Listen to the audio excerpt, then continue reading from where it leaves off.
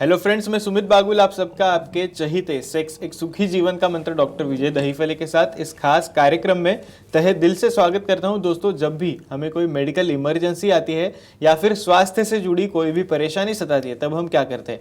सबसे पहले हम हमारे फैमिली या फ्रेंड्स के साथ वो सारी चीज़ें शेयर करते हैं। पर जब भी हमें कोई सेक्सुअल बीमारी सताती है तब हम ऐसा नहीं कर पाते, उसके बारे में बात करने में हमें शर्म आती है। पर दोस्तों, अब ऐसा करने की बिल्कुल ज़रूरत नहीं, क्योंकि डॉक्टर विजय दहीफले आपके लिए लेके आए हैं सेक्सुअल एजुकेशनल शो। दोस्तों, एक ऐसा प्लेटफॉर्म है जहां पर आप आपके सेक्स रिलेटेड सारे क्वेश्चंस, प्रॉब्लम्स शेयर कर सकते हो और डॉक्टर विजय दहीफले इन सभी के बहुत ही पॉजिटिव तरीके से आपको जवाब जरूर देंगे। दोस्तों, शो को शुरुआत करने से पहले जानते हैं डॉक्टर के बारे में। डॉक्टर विजय दहीफले ये सेक्सोलॉजिस्ट, यूरोलॉजिस्ट और एंड्रोलॉजिस्ट है। डॉक्टर के क्लिनिक औरंगाबाद, हैदराबाद, दिल्ली में द्वारका, पुणे, नवी मुंबई में नेरुल, दादर, अंधेरी, कल्याण, नासिक, अहमदाबाद और दुबई में है।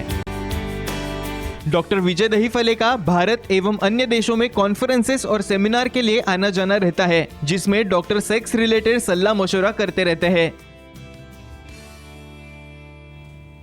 चलिए दोस्तों, आपको डॉक्टर साहब के क्लिनिक्स के बारे में पता चल गया। एक खुशखबरी दे देता हूँ, डॉक्टर साहब का भी रिसेंटली थाने में, मुंबई से पास में ही जो थाने हैं वहाँ पे नया क्लिनिक शुरू हुआ है। तो अगर आप थाने में रहते हो, मुंबई में रहते हो या फिर कल्याण, डोंबिवली या फिर कोई भी आसपास के इलाके में रहते हो, परिसर में रहते हो, तो थाने में अभी आप सर का @ सर से मिल के कंसल्टेशन ज़रूर पा सकते हो। दोस्तों, शो को शुरुआत करते हैं। डॉक्टर साहब एक अनोखा टॉपिक आज आप सबके लिए लेके आए हैं। Doctor, welcome to the show. नमस्ते डॉक्टर, हम बात कर रहे हैं सेक्सुअल डिसफंक्शन की, और पब्लिक डिमांड की वजह से आप हमेशा एक अलग यूनिक टॉपिक लेके आते हो और हम उस पर बात करते हैं। तो सर, आज के इस टॉपिक में हम बात करना चाहेंगे लिंग के विभिन्न आकार के बारे में। तो सर, इसमें मैं सबसे पहले आपसे जानना चाहूँगा, सर्कमसाइज्ड पेनिस ये क्या होता है? सुमित जी, सेक्स एजुकेशन, सेक्सुअल अवेयरनेस और सेक्सुअल सेफ्टी, इसके दरम्यान हम साइंटिफिक इंफॉर्मेशन ले रहे हैं। लिंग के विभिन्न आकार 20 प्रकार के होते हैं और वो प्रकार में सर्कमसाइज पेनिस क्या होता है। एक्चुअली ये नेचुरल नहीं रहता है, ये एट्रोजेनिक, कुछ रिलीजन की वजह से या बहुत बार कुछ अलग अलग, समझो फाइमोसिस है, वहाँ पे बैलेनोपोस्टाइटिस है, कोई इन्फेक्शन है या कुछ अदर रीजन की वजह से जब हम उसे कट करते हैं और कट करने के बाद उसका जो सामने वाला ग्लास ओपन रहता है, ऐसे पेनिस को बोलते हैं सर्कमसाइज पेनिस। तो सर, एक आम तौर पर अगर हम बात करें तो कितने प्रतिशत लोग सर्कमसीजन ये करवाते हैं? यस, ये बहुत इंपॉर्टेंट क्वेश्चन है। हम पूरा वर्ल्ड का ब्यौरा करेंगे। यूनाइटेड स्टेट्स ऑफ अमेरिका, वहाँ पे हम कम से कम 75% लोग सर्कमसाइज रहते हैं।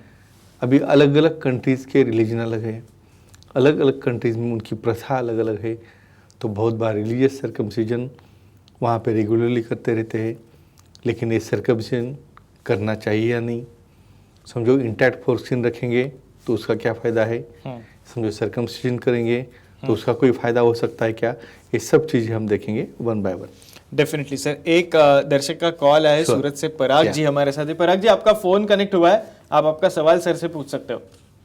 हेलो, हाँ बोलिए। सर जी, खतना करने से सेक्स की पावर बढ़ती है क्या? Okay, excellent. यानी सर्कमसिजन को खतना भी बोलते हैं।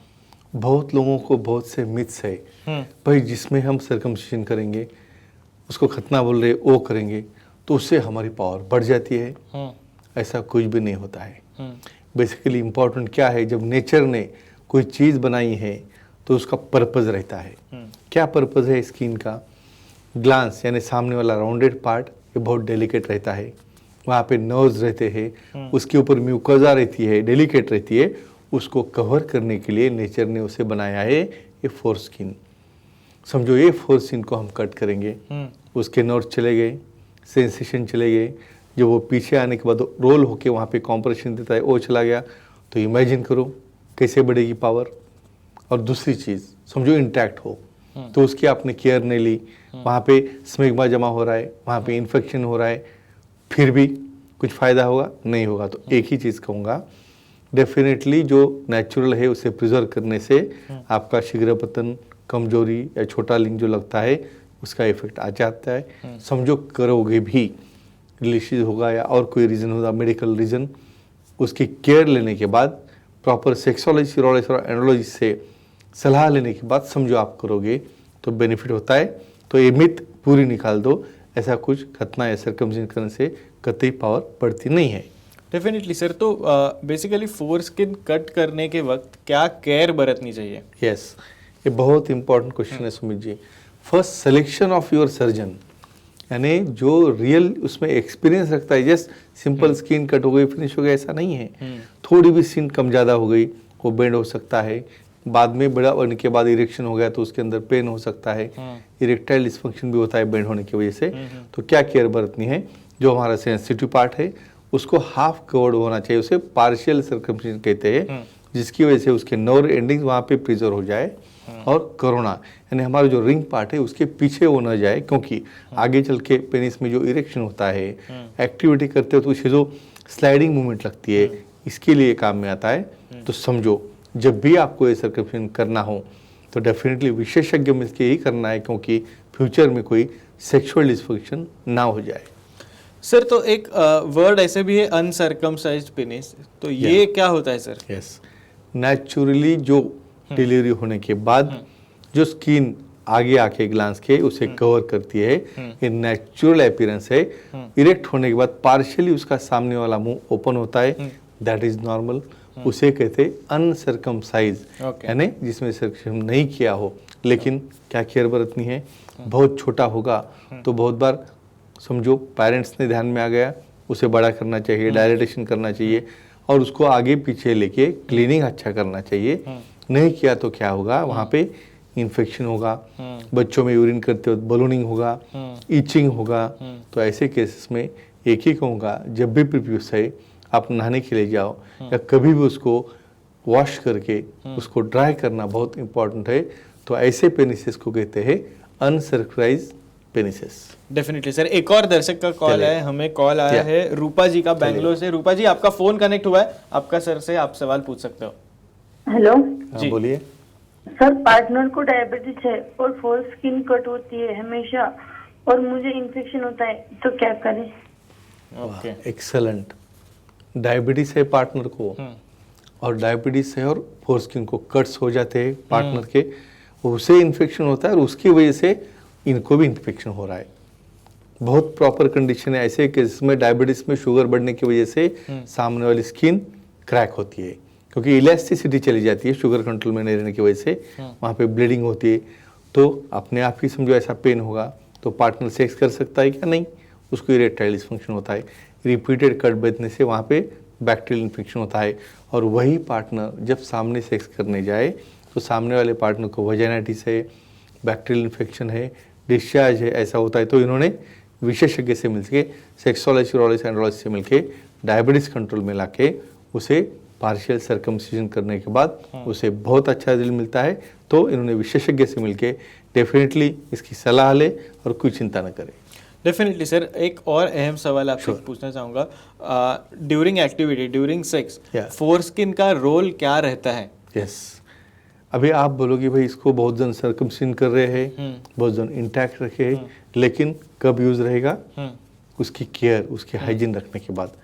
बेसिकली इमेजिन करो, डेलिकेसी रहने की वजह से जब वो एक्ट करते वक्त पीछे जाता है तो रोल होके एक रिंग बनती है, और जब रिंग बनती है तो जब पार्टनर के जो पार्ट के ऊपर हम एंट्री करते हैं उस वक्त उसे मूवमेंट करने के लिए जो थर्स्टिंग फोर्स है, इसमें भी एक स्टडी हो चुकी है, जो किया है सर्कमसिजन, जो नहीं किया है। जिसको नहीं किया है उसको थर्स्टिंग फोर्स नहीं लगता है, पार्टनर को पेन नहीं होता है, क्योंकि वहाँ पे वॉल रिंग बन जाती है। और जिसको किया है उसको डायरेक्ट एंट्री रहने की वजह से पेन हो सकता है। तो एक ही advantage, smooth entry, premature ejaculation नहीं होना, यानी शीघ्र पतन भी वो कंट्रोल में आता है।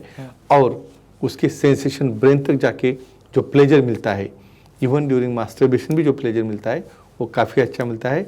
ये फायदा होता है फोरस्किन का। सर एक आखिरी सवाल आपसे पूछना चाहूँगा, फोरस्किन और कैंसर का कोई रिलेशन है क्या? और अगर है तो क्या है? यस, यानी इसके ऊपर भी काफ़ी स्टडी हो चुकी है। फोरस्किन होने से कैंसर होता है या कैंसर का प्रमाण बढ़ता है, ऐसा कहना है। एक ही कहूँगा, जब फोरस्किन आप अच्छी तरह से क्लीन करोगे, उसकी मूवमेंट अच्छी करोगे, तो आपको कोई कैंसर होने की जरूरत कुछ भी नहीं है। समझो उसको आपने क्लीन नहीं किया, उसे पीछे नहीं किया, वहाँ पे इन्फेक्शन जमा हो गया, इरिटेशन हो गया, तो ऐसे केसेस में वो जो स्किन है स्क्वैमस सेल कार्सिनोमा, ये टाइप का कैंसर हो सकता है। और उसकी वजह से फिर उसे बाद में ऑपरेट करना है या पार्शियल इम्प्लांटेशन हो, काफ़ी प्रोसीजर्स है। तो एक ही कहूँगा, केयर लेने के बाद वहाँ पे नहीं होता है, केयर नहीं होगी तो इफ़ कंपेयर करोगे आप सर्कमसाइज अनसर्कमसाइज, तो सर्कमसाइज केसेस में जो है वो कम रहते हैं चांसेस, अनसर्कमसाइज केसेस से। क्यों? वो ओपन रहने के वहाँ पे इन्फेक्शन होने की चांसेस कम हो गए, लेकिन यहाँ इरिटेशन से चांसेस बढ़ते हैं। तो एक ही ध्यान में रखो, उसकी अच्छी केयर लो, अच्छी हाइजीन रखो, डेफिनेटली आपको कुछ कैंसर वगैरह नहीं होगा। कुछ समय होगा तो पूछ सकते हो आप। सर, समय की थोड़ी सी पाबंदी, इसलिए आज के इस एपिसोड में हमें यहीं पे रुकना पड़ रहा है। पर दर्शकों, आप भी डॉक्टर साहब की सलाह ले सकते हो। आपके स्क्रीन पे जो कॉन्टैक्ट डिटेल्स आप देख रहे हो, उसके जरिए आप सर की अपॉइंटमेंट ले सकते हो। और खुशखबरी ऐसी है कि अगर आप थाने में रहते हो, मुंबई में रहते हो या फिर आसपास के इलाके में रहते हो, तो डॉक्टर साहब का थाने में नया सेंटर शुरू हुआ है। तो आप वहाँ पे भी सर की अपॉइंटमेंट लेके वहाँ पे सर से आप खुद मिल सकते हो और सर की कंसल्टेशन पा सकते हो। चलिए दोस्तों, आज के शो में समय हो चला है यहीं पे रुकने का। शुक्रिया।